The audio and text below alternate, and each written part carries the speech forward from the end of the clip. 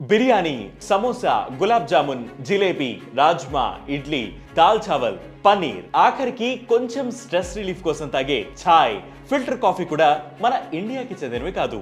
భారతీయ వంటకాల్లో అత్యంత ప్రజాదరణ పొందిన ఈ ఆహారాలన్నీ విదేశీ సంస్కృతుల నుండి భారత్కు వచ్చి కాలక్రమేణా ఇక్కడి వంటకాల్లో భాగమైనట్లు తెలుస్తోంది.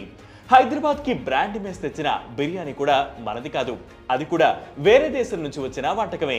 చాయ్ లేకపోతే చాలా మందికి తెల్లారదు. అలాంటి టీ పుట్టినిల్లు చైనా అని రీసెర్చ్ లో వెల్లడైంది.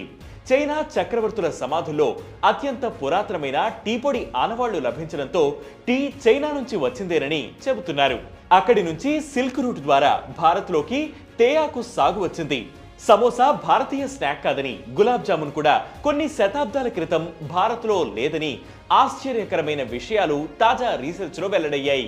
పన్నీర్ను భారతీయ శాకాహార వంటకాల్లో రాజుగా చెప్తారు. ఇది సిల్క్ రూట్ ద్వారా ఇరాన్ లేదా ఆఫ్ఘనిస్తాన్ నుండి భారత్కు వచ్చినట్లు రీసెర్చర్లు చెబుతున్నారు.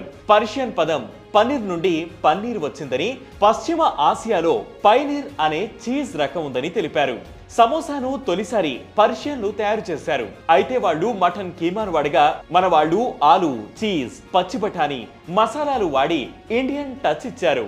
సంబుసక్ నుంచి సమోసా అనే పదం వచ్చింది.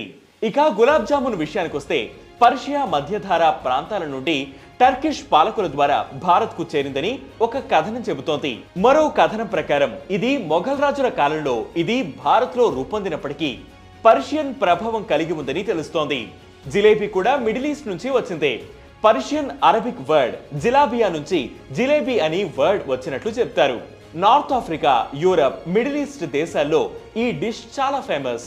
వీకెండ్ వస్తే ఆన్లైన్ లో ఆర్డర్ చేసి మరి లొట్టలేసుకుంటూ తినే బిర్యానీ కూడా పర్షియా డిషే. బేసిక్ గా దీనిని బిర్యన్ అని పిలిచేవారు. అంటే పర్షియా భాషలో రైస్ అని అర్థం.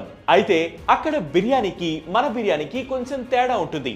అలాగే గోవాలో ప్రసిద్ధమైన విందరు కూడా పోర్చుగీస్ వంటకం కార్నే డి విన్హా డి అల్హోస్ నుండి వచ్చిందని, 15వ శతాబ్దంలో పోర్చుగీస్ వారు దీన్ని గోవాకు తీసుకువచ్చారని తెలుస్తోంది. అలా ఈ ఆహారాలు విదేశీ మూలాల నుండి వచ్చినప్పటికీ భారతీయ వంటకాల్లో స్థానం సంపాదించుకున్నాయి.